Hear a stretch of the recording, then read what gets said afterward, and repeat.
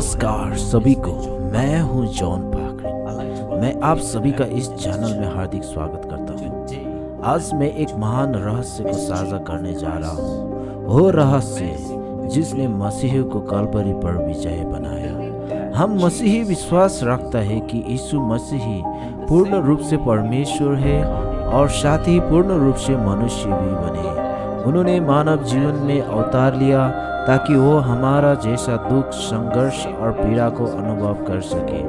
अपने जीवन में उन्होंने अनेक तरीका को कठिनाइयों और बाधाओं को सामना किया, पर बाइबल हमें बताता है कि यीशु मसीह ही एकमात्र व्यक्ति है जिन्होंने पाप और मृत्यु पर विजय, और वो भी क्रूस पर। आज मैं आप सभी को उस विजय को रहस्य बताना चाहता हूँ।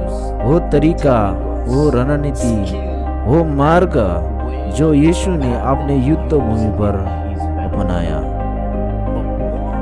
मेरा अनुसार यशायाह 53 के साथ एक ऐसा पद है जो दिखाता है कि यीशु मसीह ने दुश्मन के खिलाफ किस तरह की तकनीक, समझदारी और तरीका अपनाया। यशायाह 53 के साथ कहता है, वो सताया गया तो भी वो नम्र रहा और अपना मुंह ना खोला। जैसा भेड़ा वध होने के लिए जाती है और जैसा भेड़ा का बच्चा अपने ऊँट कतरने वालों के सामने गूंगे होता है, उसी ही तरह वो अपना मुंह ना खोले। इस पद को देखने पर उत्पीड़ित शब्द का मतलब है ऐसा अत्याचार जिसमें किसी शक्तिशाली व्यक्ति या समूह द्वारा किसी के साथ क्रूर या अन्यायपूर्ण व्यवहार किया जाता है। यह अक्सर उन व्यक्तियों या समूह के लिए इस्तेमाल होता है जिन्हें दबाया गया हो, उनके साथ गलत व्यवहार किया गया हो। यीशु मसीह पर उनके अपने ही लोगों ने आरोप लगाया, जबकि वो शुद्ध थे और उन्होंने अपने जीवन में कोई भी गलत काम नहीं किया था। फिर भी उन पर झूठा आरोप लगाया गया और उन्हें मृत्यु दंड दिया गया। कष्ट पाए शब्द के अर्थ है दर्द, परेशानी या कठिनाई से गुजरना, जो अक्सर निरामी, शोक या दुर्भाग्य से कारण होता है। ये शब्द आमतौर पर उस व्यक्ति के लिए होता है जो किसी तरह नकारात्मक परिस्थिति से गुजर रहे होता है। इतिहास गवाही देता है कि यीशु मसीह अपने लोगों को लिए आए थे, लेकिन यहूदी ने उन्हें मसीह के रूप में स्वीकार करने से इनकार कर दिया। उन्हें ठुकरा दिया गया और मृत्यु तक उनका अपमान और उपहास किया गया। मेरी बात ध्यान से सुनिए। मौन अत्याचार और दुख की घड़ी में सबसे शक्तिशाली हथियार होता है जिसकी हर व्यक्ति को आवश्यकता होता है। मौन की शक्ति यहाँ पर रहस्य छिपा है। मौन यीशु का सबसे शक्तिशाली हथियार था। अत्याचार, अपमान और पीड़ा के बीच में यीशु ने क्रोध, तर्क या हिंसा के उत्तर नहीं दिया। वो मौन रहे। यहाँ मौन कमजोरी नहीं थी, यह शक्ति थी। यही मौन के शत्रु को निष्प्रभावित करने का अस्त्र बना, और इसी मौन के द्वारा उन्होंने इतिहास की सबसे महान विजय प्राप्त की।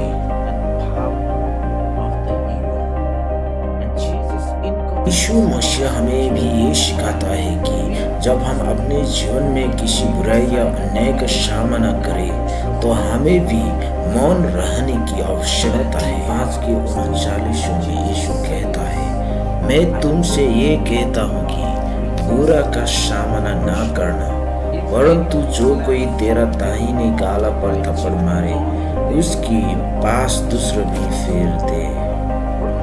यह हमें दिखाता है कि क्रोध या प्रतिशोध से बुराई की नहीं हराई जा सकता, बल्कि यह उसे और बढ़ा देता है।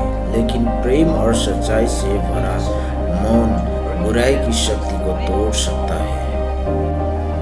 बहुत कम लोग ऐसा होता है जो बुराई के बीच शांत रह सकता है, पर जो कर पाता है वही सच्चे मायनों में शक्तिशाली होता है।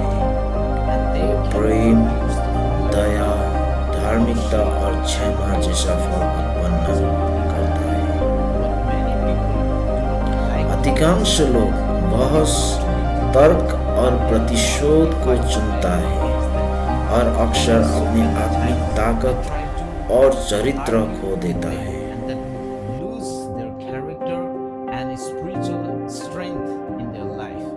यदि कोई भी बात प्रेम के अधीन नहीं आती और वो प्रेम उत्पन्न नहीं करती है तो उसकी अर्थ है कि हम मसीही नहीं हो सकता। बिना प्रेम के हम मसीही नहीं हो सकता है। ये बात दर्शाता है कि यीशु मसीह ने क्रूस पर मृत्यु और मनुष्य के आरोपों को पराजित किया।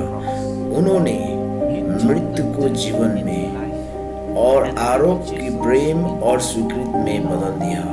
ये सिद्ध करता है कि यीशु मसीह विजयी परमेश्वर है और उन्होंने हर बुराई को क्रूस पर हरा दिया।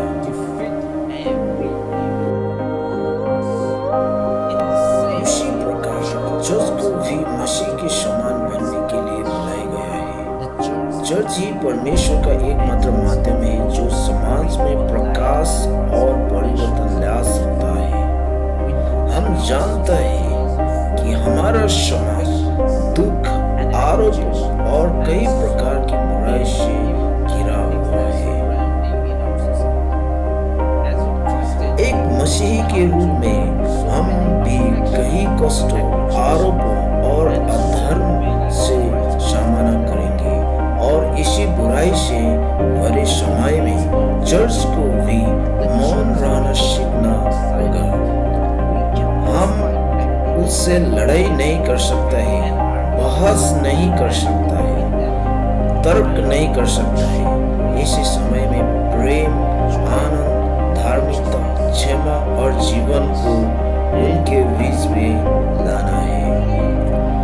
केवल मौन रहकर यदि हम उस शक्तिशाली हथियार और कौशल का उपयोग अपने जीवन में करें तो वही हमें विजय बनाएगा, जैसा मसीहा कठिन समय में विजय बने। इसलिए यदि हम भी मसीह के मार्ग का अनुसरण करें और बुराई के बीच में मौन रहने वाले बने तो वह हमें भी इस संसार की बुराई पर विजय दिलाएगा। इसलिए कलीसिया हम सभी को विजय बनने के लिए बुलाया गया है। इस संसार हमें चुनौती देगा, लेकिन हमें मसीह की समान बनकर जीना है। मैं आप सभी को प्रोत्साहन करना चाहता हूँ, मसीह के समान विजय व्यक्ति बनो। हम सभी को मसीह के समान में चलने के लिए बुलाया गया है और यही हमारा लक्ष्य है, यही उसके जैसा बने। आमीन।